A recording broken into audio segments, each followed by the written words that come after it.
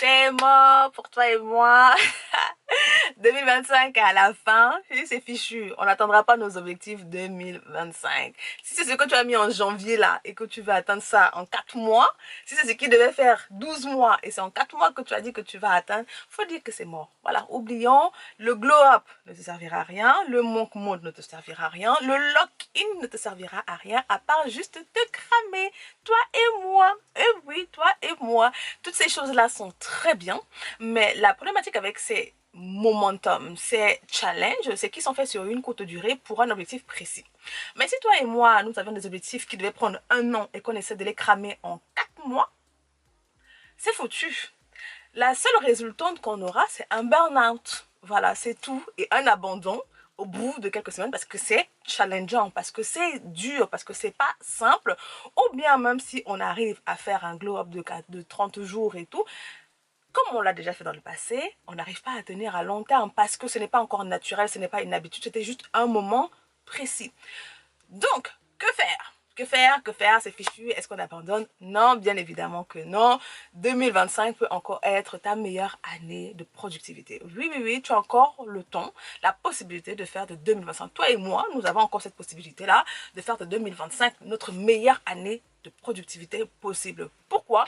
En changeant tout simplement de perspective. C'est également le résultat auquel moi je suis arrivée. En arrivant en septembre, je regardais toute ma liste d'objectifs. Quand je te parle, c'est moi, je te donne mon retour d'expérience. Je me suis dit, j'ai regardé les années précédentes parce que oui, il faut faire de l'introspection, il faut s'arrêter, tu vois, il faut réfléchir, il faut penser. Ça n'a pas marché les années précédentes, pourquoi ça marcherait cette année? Je suis toujours la même personne. Bon, j'ai changé quand même un peu. Oui, on a évolué, toi et moi, on évolue toujours. Mais la chose qui reste vraie, c'est que les objectifs qu'on se donne au début d'année sont de lourds objectifs en général. Ce n'est pas des petits objectifs. C'est des lourds objectifs qui ont pour but de s'étaler sur 12 mois, 365 jours et pas juste 4 mois. Maintenant, il y a bien évidemment un bémol à ce que je suis en train de te dire. Si ton objectif c'était d'avoir ton permis et que tu as fait toutes tes heures et que là, il te reste juste à avoir une date, ben oui, bien évidemment que cet objectif-là va être atteint. Moi, je te parle de gros. Si on prend l'exemple, je sais pas moi, tu avais décidé d'être millionnaire et tout, tu avais décidé de perdre du poids, de changer toutes tes habitudes de vie, de devenir une go qui va à la salle de sport 6 fois par semaine, je sais pas. Je sais pas quels sont tes objectifs. On a tous des objectifs différents.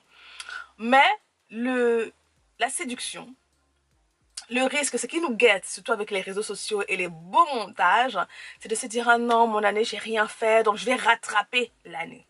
Mais ce rattrapage-là n'est pas fait de manière saine.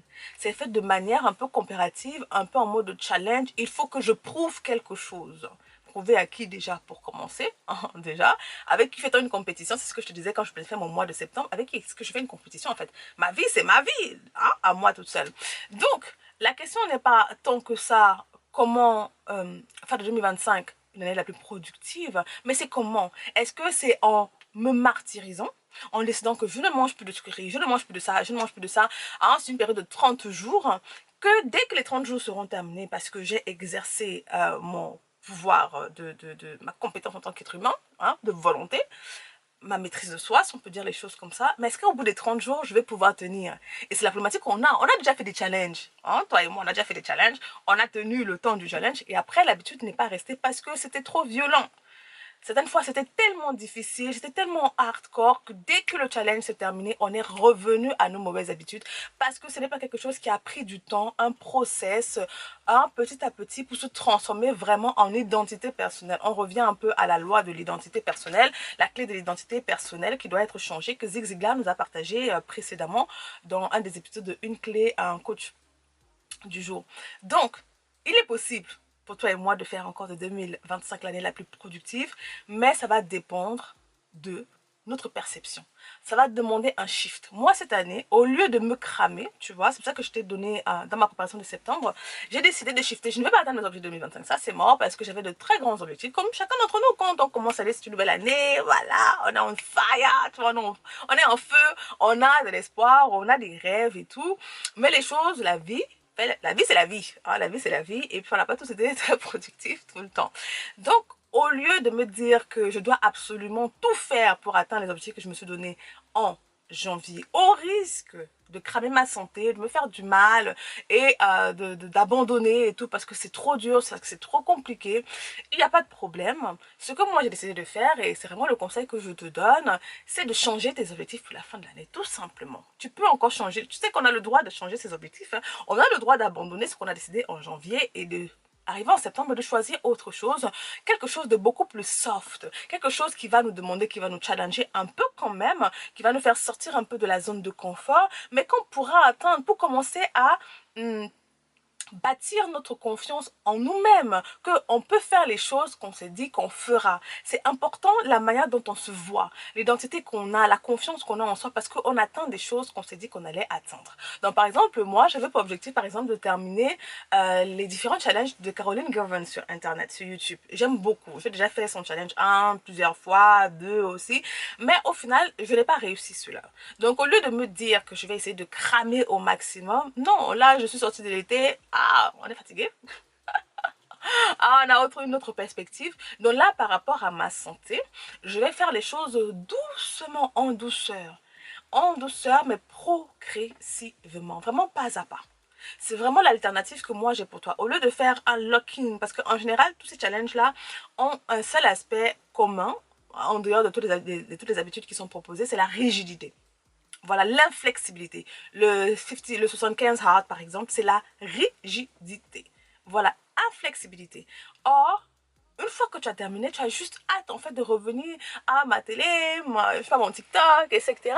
Donc si tu veux par exemple sortir des réseaux sociaux et tout, c'est un long process parce que tu n'es pas entré et tu n'es pas devenu accro en un jour. C'est un long process. Donc il faut également instaurer un process. Accepter que, bon, mes objectifs là, on va les revoir à la baisse. Voilà, à la baisse pour vivre de manière un peu plus équilibrée tout en se challengeant. Il faut quand même qu'il y ait un aspect de challenge. Et moi, je pense que c'est l'une des manières par laquelle 2025 sera une des années les plus productives. Parce que en se challengeant un petit peu, pas too much, juste un petit peu, hein, on va être en train de se transformer nous-mêmes premièrement, changer notre identité, changer nos perspectives. Donc, au lieu de prendre les 10 objectifs qu'on avait, par exemple, peut-être se focaliser pour la fin d'année sur juste 1 ou 3. C'est la règle des 3 que je t'ai donnée dans mon bilan de septembre. Prendre peut-être juste 3 aspects clés. On ne pourra pas faire changer complètement. C'est possible, hein, voilà, c'est possible pour certains. Hein.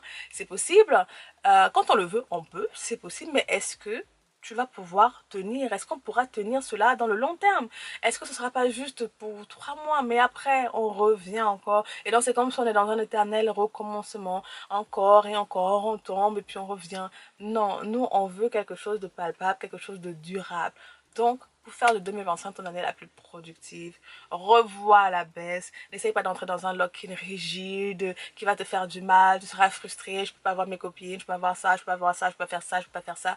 Non, pose toi-même tes propres règles. Choisis un ou deux aspects de ta vie qui sont prioritaires pour toi, sur lesquels tu vas te focaliser. Si par exemple tu es encore à l'école, donc peut-être pour le début de septembre, tu seras le fait de juste avoir un bon rythme de révision. Tu vas pas commencer forcément à te dire que ouais, je dois aller 6 fois. Non, si c'est pas encore ça ta priorité, si c'est pas encore ça, si c'est également challengeant. Au lieu de prendre 10 aspects challengeants, prends juste 2 trucs challengeants. Au lieu de dire que je vais directement couper TikTok parce que je vais sortir de TikTok et tout, réduis juste un peu tes horaires, voilà, de consommation. Tu regardes dans tes paramètres quel est ton temps de consommation en ligne, par exemple, et tu réduis juste un peu pour que la transition soit fluide et que peut-être d'ici 6 mois, d'ici 3 mois, bah, tu arriveras à sortir rapidement. On a tous des personnalités bien évidemment différentes, hein, et donc il y en a certains qui coupent net et puis c'est bon, c'est fini, hein. Voilà, il y en a qui arrivent, hein, et puis je te dis pas, voilà, ça va dépendre de qui me suit, mais on est tous différents. Il y en a qui commencent et puis qui tiennent, et puis c'est tout. Voilà, donc, mais si toi et moi, nous faisons partie de l'autre catégorie, on va prendre notre temps. On va utiliser un peu de sagesse, un peu d'amour, un peu de compassion pour nous, et puis on va prendre le temps. Voilà, donnons-nous le temps. On a le droit au temps. Donnons-nous le temps, challengeons juste un petit peu, mais focalisé, concentré sur 1 ou 2, 3 objectifs grand max. Donc, ça peut être les études ou le travail, par exemple, quand on travaille, se former pour devenir meilleur dans son travail et demander peut-être une promotion. Ça peut être les finances. Et c'est au niveau des finances, commencer bien évidemment à faire des budgets, à se focaliser juste le budget. Si c'est le domaine qui est le plus effrayant et tout, bah, commencer juste par exemple à nettoyer ses finances, faire un budget, savoir ce dans quoi on dépense et voir voilà si on peut se former pour avoir une promotion, pour augmenter ses entrées, ou bien si c'est les finances vraiment, on peut voir pour, je sais pas moi, créer quelque chose, créer un produit. Voilà, on se focalise juste sur un ou trois domaines grand max.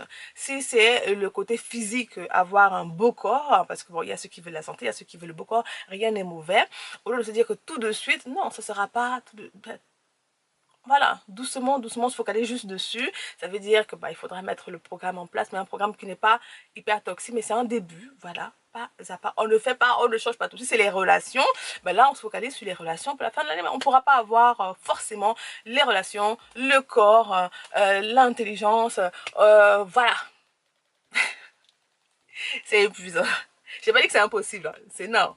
Non, non, non. Pour une certaine catégorie de personnes. Mais la question est, est-ce que ça tiendra à long terme? Le but, c'est que ce soit un changement permanent. C'est pas que tu retires des personnes toxiques pour que après tu repartes chercher d'autres personnes toxiques pour les amener dans ta vie. C'est pas ça le but. Le but, c'est que on soit entouré permanemment de bonnes personnes et qu'on évolue dans de bons cercles.